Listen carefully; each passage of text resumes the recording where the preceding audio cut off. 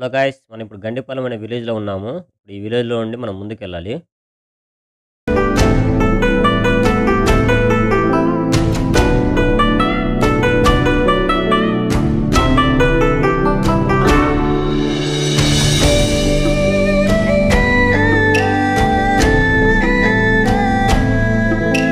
Hello guys, ఈరోజు మనము గండిపాలెంలో ఉన్నటువంటి ఇక్కడ ఒక పెద్ద డ్యామ్ నిర్మించారు ఫ్రెండ్స్. ఆ డ్యామ్ వల్ల కొన్ని వేల ఎకరాలకి నీటిని మరియు కొన్ని వందల గ్రామాలకి సాగునీటి అందిస్తుంది ఫ్రెండ్స్. ఆ డ్యామ్ కట్టడానికి కూడా ఎంతోమంది చాలా ప్రయత్నించి ఎంతో పోరాటంగా ఆ డ్యామ్ను కట్టారు. ఈరోజు ఆ డ్యామ్ చూడ మనం వెళ్తున్నాం ఫ్రెండ్స్. అక్కడ ఎన్ని టీఎంసీలు నీరు నిలుతుంది, అలాగే ఎన్ని గేట్లు ఉన్నాయి, అది ఎప్పుడు స్థాపించారు, ఎవరి కాలంలో చేశారు, ఏ కాలం ముఖ్యమైన దాన్ని శంకుస్థాపన చేశారు, ఎన్ని గ్రామాల నుంచి అక్కడ నీరు నిల్వ ఉంటుంది, వాటి గురించి మనం తెలుసుకుందాం friends.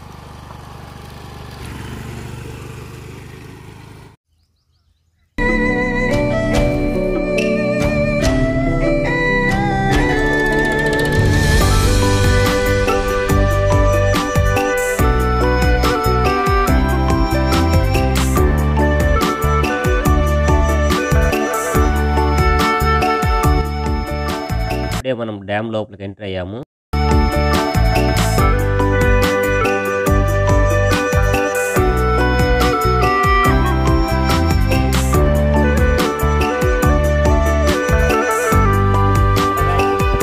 Welcome to Gandipalem.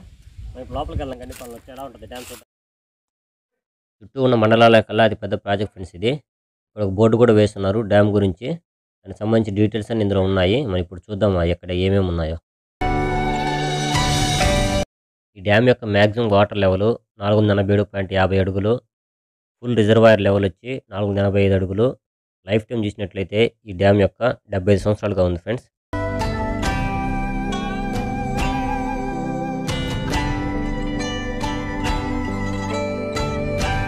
Project సంబంధించిన మరొక బోర్డు ఇక్కడ ఉంది. దానిలో ఏముందో చూద్దాం. ఈ బోర్డులో మనం గమనించినట్లయితే ఆంధ్రప్రదేశ్ ప్రభుత్వం ప్రజాపనుల శాఖ గండిపాలెం ప్రాజెక్టును గౌరవనీయ ముఖ్యమంత్రి అయిన శ్రీ జలగం వెంగళరావు గారు 1975 దీన్ని శంకుస్థాపన చేయడం జరిగింది. ఈ ప్రాజెక్టును పొన్నుగోని చెంచురామ రిజర్వాయర్ గండిపాలెంగా నామకరణం చేయడం జరిగింది. అది ఎప్పుడంటే 2006లో. ఇదే ఫ్రెండ్ మా గండిపాలెం డ్యాము. ఎంత పెద్దగా ఉందో ఈ పక్క. కొన్ని వందల గ్రామాల నుంచి వాటర్ వస్తాయి ఫ్రెండ్స్ ఇక్కడ. ఇదే గండిపాలెం డ్యామ్. ఇదే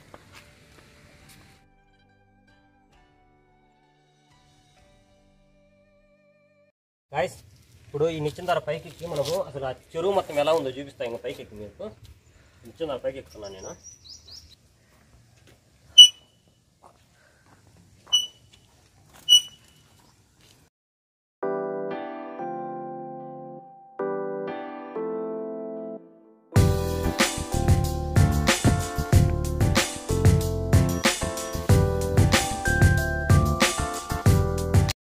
ఇప్పుడు ఈ ప్రాజెక్టుకు సంబంధించి 2 కాలువలు ఉన్నాయి. వెళ్దాం మనం ఇప్పుడు. మీరు ఇప్పుడు చూస్తుంది డ్యామ్ యొక్క ఎడమ కాలువ. దీంట్లో 2 తూములు ఉన్నాయి.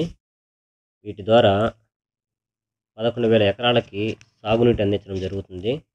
ఈ కాలువ ద్వారా ఈ చుట్టుపక్కల ఉన్న గ్రామాల్లోని 11,000 ఎకరాలు ఈ నీటిని ఉపయోగించుకొని పంటలు పండిస్తున్నారు. గాయస్, ఇప్పుడు మనం డ్యామ్ పైకి వెళ్దాము. ఆ డ్యామ్ పైన ఎన్ని గేట్స్ ఉన్నాయి, ఎలా ఉన్నాయో చూద్దాం మనం వెళ్ళి. ఇప్పుడు నేను ఎక్కడికి వెళ్తున్నా.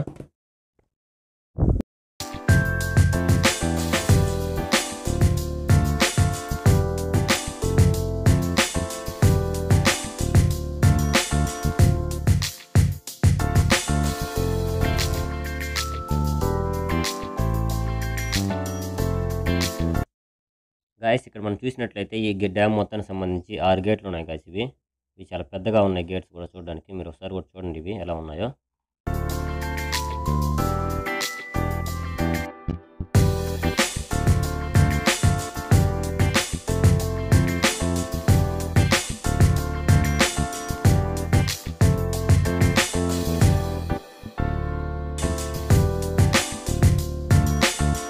ఇంకా కొంచెం ముందుకు వెళ్దాము. ఇక్కడ మీకు కనిపిస్తున్న పొలాలన్నీ ఈ వాటర్ ద్వారానే సాగు చేస్తున్నారు ఇక్కడ రైతులు. చుట్టుపక్కల ఉన్న ప్రతి గ్రామంలోని వాటర్ అనేవి ఇక్కడికి వచ్చి స్టోర్ అవుతుంటాయి.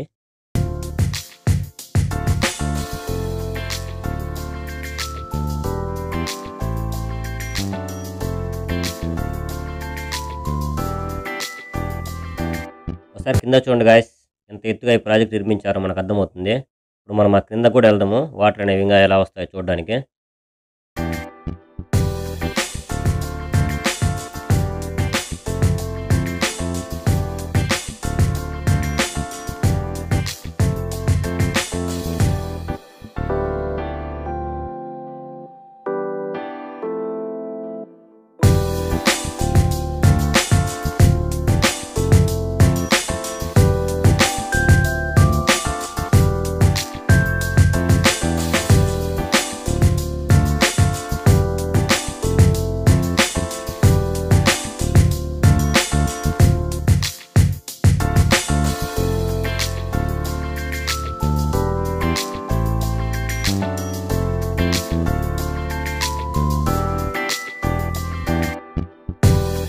ముందు మనం చూసాం కదా భయ్య ఎడమ కాలువ అని.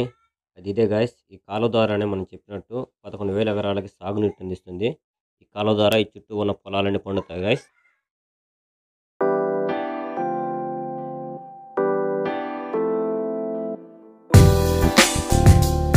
మనం డ్యామ్ ముందుకు వెళ్తాం గాయస్. గేట్స్ ఎత్తినప్పుడు వాటర్ అనేవి ఎక్కడి నుంచి వస్తాయో చూడడానికి. వాటర్ అనేవి ఎలా ఫ్లో అవుతాయి కూడా చూద్దాం మనం ముందుకెళ్ళి. నేను వెళ్తున్నా ప్లేస్.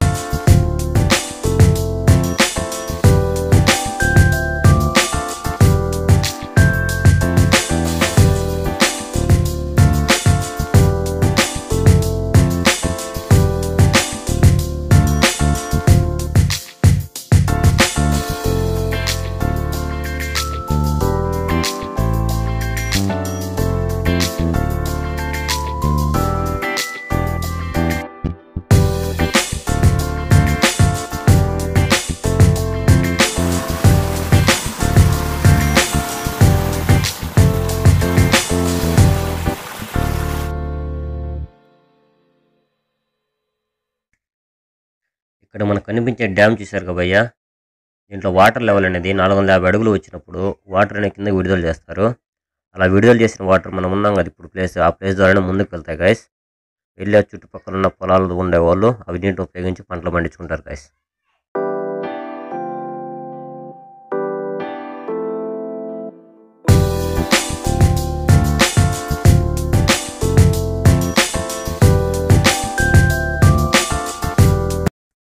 ఇంతకుముందు ఎడమ కాలువను చూసాం కదా, ఇప్పుడు కుడి కాలువ దగ్గరికి వెళ్దాము. ఆ కాలువ ద్వారా కూడా ఎన్ని వేల ఎకరాలకు సాగునీటి అందిస్తుంది చూద్దాము.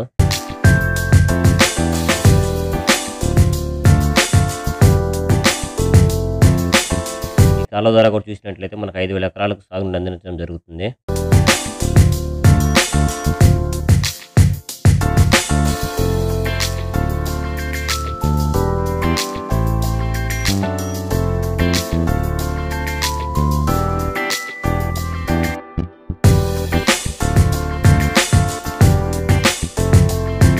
డ్యామ్ దగ్గర రావడానికి కూడా 2 గేట్స్ ఉన్నాయి భయ్య. ఇంతకుముందు మనం వచ్చాం కదా అదొక గేటు, ఇప్పుడు ఇంకొక ఇది రెండో గేటు.